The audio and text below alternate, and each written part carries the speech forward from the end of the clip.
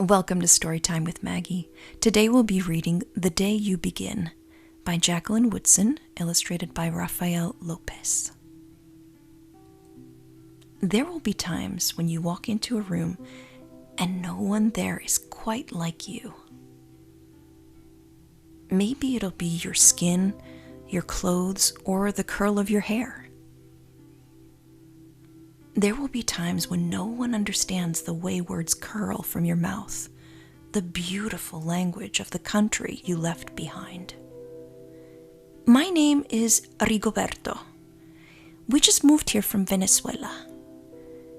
And because they don't understand, the classroom will fill with laughter until the teacher quiets everyone. Rigoberto from Venezuela.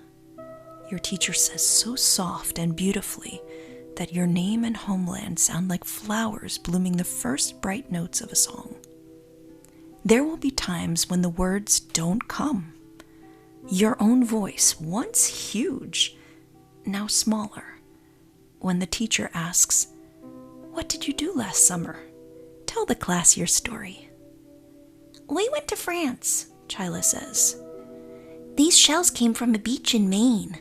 A boy named Jonathan holds out a jar filled with tiny shells so fragile they look like they'll turn to dust in your own untraveled hands.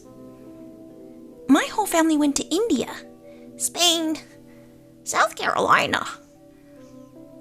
Each souvenir a small triumph of a journey. Their travels going on and on. And as you stand in front of that room, you can only remember how the heat waved as it lifted off the curb, and your days spent at home caring for your little sister, who made you laugh out loud and hugged you hard at nap time. You can only remember the books you kept on reading long after she had fallen to sleep. And in that room, where no one else is quite like you, you'll look down at your own empty hands and wonder, what good is this when other students were flying and sailing and going somewhere? There will be times when the lunch your mother packed for you is too strange or too unfamiliar for others to love as you do. When even your own friend Nadia will wrinkle her nose and say, "What's in there anyway?" And you'll wonder how she doesn't see the rice beneath the meat and kimchi.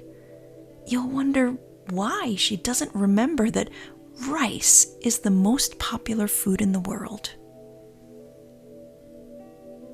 There will be times when the climbing bars are too high, the run is too fast and far, the game isn't one you can ever really play.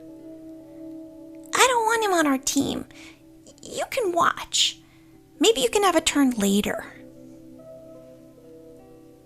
There will be times when the world feels like a place that you're standing all the way outside of. And all that stands beside you is your own brave self, steady as steel and ready, even though you don't yet know what you're ready for.